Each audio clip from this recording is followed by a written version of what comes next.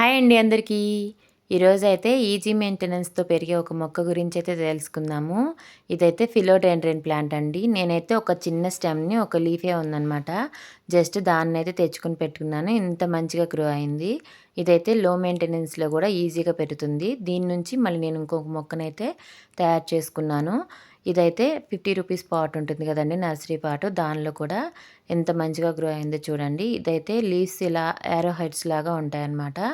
దీనికి ఫస్టే మనం మాస్టిక్‌ని సపోర్ట్ అయితే ఇచ్చుకుంటే ఇది మనీ ప్లాంట్ లాగా గ్రో అవుతుందన్నమాట. పైకి గ్రో అవుతుంది. మనం పెద్ద పాట్స్‌లో పెట్టుకుంటే మనం మాస్టిక్ ఇచ్చి ఇలా వేర్లయితే దానికి అతుక్కొని మంచిగా హైట్‌గా గ్రో అవుతుంది. ప్లాంట్ అయితే బుషీగా పెరుగుతుంది. దీనికైతే ఎలాంటి ఫర్టిలైజర్స్ ఇవ్వవసరం లేదండి. నేనైతే ఎలాంటి ఎరువులు ఇవ్వలేదు. పెట్టుకునేటప్పుడు పెట్టుకున్న మట్టిలోనే జస్ట్ అలా ఉంచేశాను. అయితే దీనిలో కూడా హాఫ్ వరకే మట్టుంది.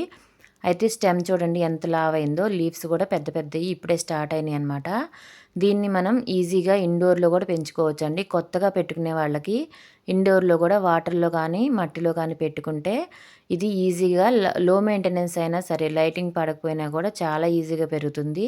ఇండోర్‌లో పెట్టుకునే వాళ్ళకి ఇలాంటిదైతే ఫస్ట్ బెస్ట్ ప్లాంట్ అని చెప్పచ్చు. తర్వాత జర్జెట్ ప్లాంట్ అండి. ఇలా ఫెన్స్ లాగా వస్తాయన్నమాట. అవి భూమిలోకి వెళ్ళిపోతూ ఉంటాయి. ఇదొచ్చేసరికి వాటర్‌లో పెంచాను. ఈ వాటర్‌లో కూడా మంచిగా గ్రో అవుతుంది. మనం వాటర్‌లో పెంచుకునే వాటికి ఇది వాటర్ 2 డేస్‌కి ఒకసారి చేంజ్ చేసుకుంటే మనకైతే లీవ్స్ అనేవి ఫ్రెష్‌గా ఉంటాయండి.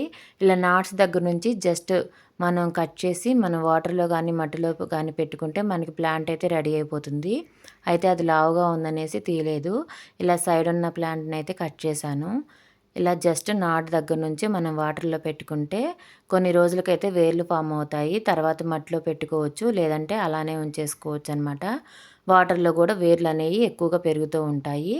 మంచిగా హెల్తీగా పెరుగుతదండి ఈ ప్లాంట్ అయితే. ఎలాంటి ఫర్టిలైజర్స్ ఇవ్వవసరం లేదు. మీకు కనుక ఈ వీడియో నచ్చితే లైక్ చేసి సబ్స్క్రైబ్ చేసుకోండండి.